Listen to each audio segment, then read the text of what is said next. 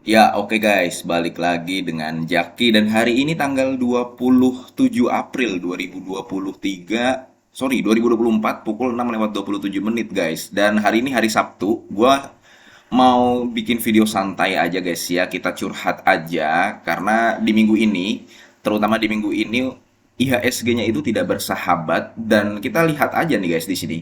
BCA sekarang di angka 9.600, BRI di bawah 5.000, BNI, Bank Mandiri, Telkom kemarin menyentuh 2.900, kemudian mantul lagi ya guys ya ke angka 3.000. Kemudian Astra sekarang masih di angka 4.800. Kemudian Unilever, ya Unilever inilah intinya. Unilever sih memang dia di angka segini ya. Kemudian UNTR nih guys, UNTR, Adro 2.600, Gudang Garam, kemudian PTBA yang tadinya sudah mencapai 3.100, balik lagi nih guys ke 2.800. Jadi SMGR nih guys, waduh SMGR nih di angka 4.500. Indosemen yang biasanya sangat bersahabat dengan angka 10.000, 11.000, 9.000 ya, sekarang sudah di angka 7.600 guys. Jadi sebenarnya guys, kalau misalkan lu adalah orang yang baru rombak-rombak portofolio, terutama dalam beberapa bulan ke belakang ya, bukan yang hold dari tahun 2022 atau 2023, seharusnya kondisi portofolio lu lagi minus. Seharusnya guys. Atau enggak lu ada beberapa saham yang lagi minus. Nah, kemarin gue juga banyak banyak banyak cerita lah guys. Ada beberapa teman yang DM di Instagram gua, "Bang, masih megang apa, Bang? Bang, gue lagi minus ini, Bang." Gua kemarin teman gue juga ada yang lagi minus BTPS, ya kan? Ada yang lagi minus Telkom. Kemudian ada yang lagi minus BBR. Iya, apa gue juga nggak BBRI gue ngeliatnya di ini guys, di X guys, di Twitter. Ini ada yang minus Telkom 20 juta, kemudian ada yang minus BTPS ada yang berapa ya? Ya gede lah. Kemudian ada yang minus di SMGR guys. Temen gue juga di Instagram ada yang minus di SMGR ya kan. Ada yang minus di INTP. Indosemen punya di harga 10 ribuan. SMGR ada di angka 5.700. Menganggap bahwa kita banyak yang menganggap bahwa SMGR kita semua ya guys ya itu hal yang wajar. Menganggap bahwa SMGR di harga 5.700 itu udah murah, ternyata masih bisa turun. Telkom banyak yang menganggap di harga 3.400 ternyata murah, malah masih bisa turun. Nah, dan banyak ada yang mengeluhkan bahwa, "Bang, gua nggak ada dana lagi." Gitu, guys. Nah, bagaimana jawabannya? Kalau gue sih gini, guys. Kalau misalkan lu nggak ada dana lagi, ya jangan melakukan apa-apa, gitu aja. Jangan melakukan apa-apa. Kemudian gini, guys. Lu adalah orang yang sudah nyemplung ke pasar modal. Lu adalah orang yang sudah nyemplung ke pasar modal.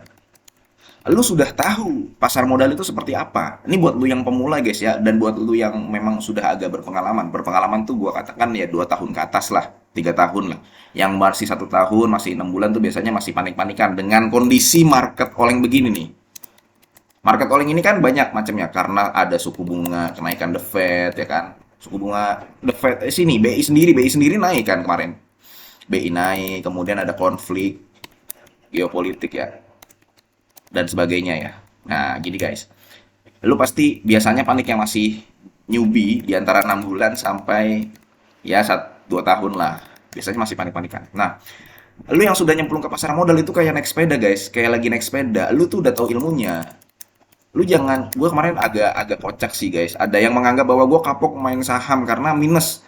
Lagi minusnya itu 19 juta. 19 juta itu dari rentan waktu 2022 bulan September sampai 2024 sekarang. Jadi dia minus 19 juta. Dia minus 19 juta dan dia bilang gue kapok. Lah, kalau gue gini guys, lu nyemplung ke pasar modal udah tahu ilmunya dan ini akan lu pakai terus. Sama kayak misalkan lu naik sepeda guys. Jadi lu jangan menganggap pasar modal ini sebuah apa ya, sebuah investasi yang cocok atau tidak. Ya, mungkin memang ada yang tidak cocok ya. Tapi lu jangan menganggap bahwa kalau lu udah menyemplung ke pasar modal dan lu akan bermain jangka pendek gitu, guys. Nah, lu harus bermain jangka panjang. Lu harus memindsetkan bahwa ini adalah untuk investasi yang nanti akan uangnya digunakan keperluan lu renovasi rumah, anak lu sekolah nanti masuk SD, SMP, SMA, kuliah. Kayak gitu guys. Jadi lu harus bermain dan berinvestasi jangka panjang. Karena gini guys, kita harus belajar dari orang-orang hebat ini guys. Gua kasih tau lu aja guys ya. Kalau lu merasa bahwa kondisi portofolio lu minus, lu harus lihat orang-orang ini, guys. Kita ngelihat bahwa Indosemen, ini contoh-contoh aja guys, gua kasih contoh guys. Indosemen itu dulu melakukan buyback. Nih, ini baru akan dilakukan di tahun 2024. Indosemen sebelumnya juga melakukan buyback guys. Buybacknya nggak main-main, bisa sampai 2 triliunan tuh. Tuh, ini terjadi tahun 2023 dan lu tahu di tahun 2023 kondisi kalau dia memang membeli dari pasar pasar yang reguler guys ya. Dan lu tahu kondisi Indosemen waktu di tahun 2023 itu kondisinya masih di angka 10 ribuan. Nah, itu jadi kalau misalkan dibilang minus, ya bisa aja sih Indosemen minus juga. Kemudian ada bosnya Bluebird. Bosnya Bluebird dia membeli saham di angka 1.700, 1.710, kemudian 1.715, 720.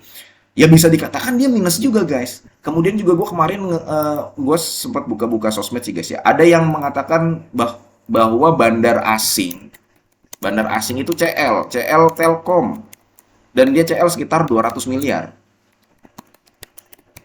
Nah, itu yang membuat saham Telkom jeblok sampai sekarang.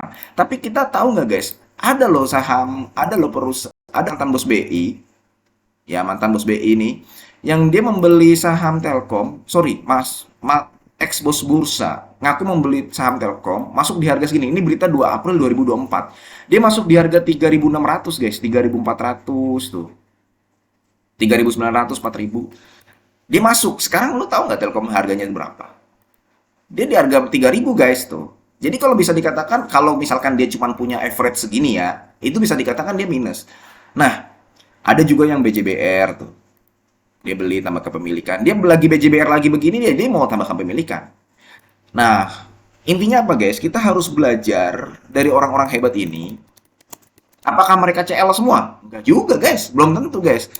Kita harus belajar dari orang-orang hebat ini bahwa mereka nggak panikan.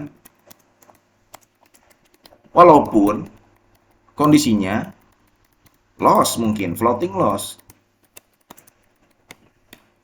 Mereka nggak akan menganggap bahwa mereka fokusnya tambah kepemilikan guys, memperbanyak aset. Mereka fokusnya nambah aset. Gua lagi turun nih, gue beli lagi, cicil lagi dengan pendapatan lu per bulan. Nah, kita harus belajar dari orang-orang itu. Mereka nggak berpikir bahwa gue kalau lagi turun harus jual, kalau misalkan lagi naik harus jual. Gue kalau misalkan lagi naik harus jual, kalau misalkan turun, ya begitu boleh. Hanya saja jangan keterlaluan. Yang ada lu nanti jadi stres. Kayak begitu guys. Karena kalau lu stres ketika lu berinvestasi, ya itu bukan investasi yang baik sebenarnya. Nah, balik lagi ke sini guys. Balik lagi ke sini. Kita harus belajar dari orang-orang hebat ini bahwa dengan kondisi market oleng seperti ini, kita nggak perlu panikan. Kita nggak perlu panikan dan memang bukan kita aja yang merasakan. Kalau kita aja yang merasakan, bisa jadi pemilihan saham kita salah. Bisa jadi kita salah analisa. Tapi ini banyak orang yang merasakan. Nah, kayak begitu guys. Nah, udah gitu. Paling gitu aja guys ya. Curhat gua pagi ini ya. Santai aja karena ini merupakan siraman rohani dan kenapa gua namakan siraman rohani karena ini dilakukan di Sabtu pagi guys. Sabtu pagi orang lagi pada libur gitu ya. Jam 6.35 masih pagi, otak masih pada kosong gitu dengerin gua ngoceh lagi. Makanya gue katakan siraman rohani guys. Dan ini video santai aja. Gua mau mengungkapkan fakta-fakta yang terjadi di lapangan bahwa lu nggak perlu panikan. Apalagi kalau lu berada di saham yang rutin membagikan dividen dan lu tahu EPS-nya per kuartal berapa. Kemudian per tahun dia naik apa turun. Dia valuasinya lagi murah atau tidak. Biasanya kalau lu udah megang cash, kalau misalkan lu membagikan saham yang lu koleksi membagikan dividen, lu nggak terlalu panikan. Yang rutin membagikan dividen dan lu udah tahu hitung-hitungannya. Ya itu aja guys, mudah-mudahan video ini bermanfaat. Video santai ini dan ini adalah curhat pagi ya guys ya, siraman rohani buat lu teman-teman gua di pasar modal. Ini bukan ajakan jual beli. Gua akhiri wassalamualaikum warahmatullahi wabarakatuh.